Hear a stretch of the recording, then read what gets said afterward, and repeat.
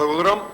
Почитувани колеги пратеници, почитувани представници на владата, би сакал да се надоврзам на ова што го кажа господинот Емил Димитриев. Тој долги години беше заменик министер за одбрана и ја познава оваа проблематика. Исто така како председател на владата на Република Македонија беше вклучен во неделите, месеците, па би рекол и годините, во време кога оваа криза беше најголема не само во Македонија, туку на Балканот и во Европа. Да ве подсетам, тогаш низ Република Македонија помина околу 1 милион луѓе. Околу 1 милион луѓе. И во тие моменти Македонија требаше да задржи својата стабилност. Во тие моменти Македонија требаше да најде начин да им се помогне на тие луѓе, да има хуманитарен пристап, да има подадена рака, истовремено Македонија да го сочува мирот, безбедноста и стабилноста на својата територија. Македонија тоа тогаш го направи. Но не сум сигурен дали Македонија тоа може да го направи сега, затоа што гледаме дека изминативе недели и месеци се зголемува бројот на мигрантски движења, а од друга страна изостанува реакција и превентивно действување на институциите на Република Македонија. Она што сега не го гледам, а порано го имаше, е поддршка од владата на Република Македонија за општините Гевгелија и Куманово.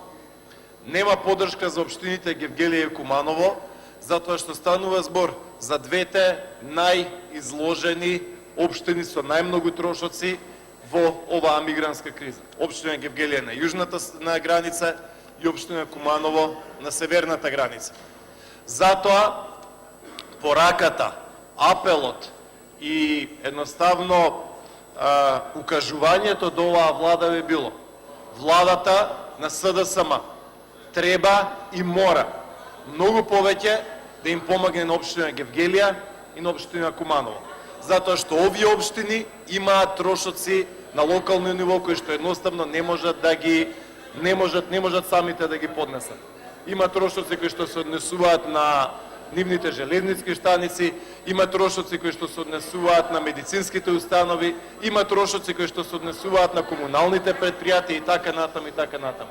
Значи владата на Македонија е должна многу повеќе да им помогне на општина Гевгелија и на општина Куманово. Уште неколку работи би сакал да кажам.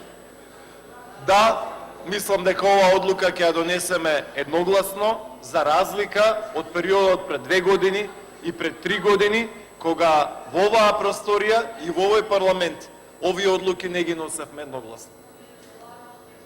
Тогаш не ги носевме едногласно одлуките, затоа што едноставно дали можеби некој не сакаше да има вклучување на армијата на Република Македонија, или некој можеби не беше убеден дека треба да се соочиме со таа криза онака како што успешно се соочивме, со бројни комплименти и од меѓународната заедница и од невладините организации, останува времето да покаже.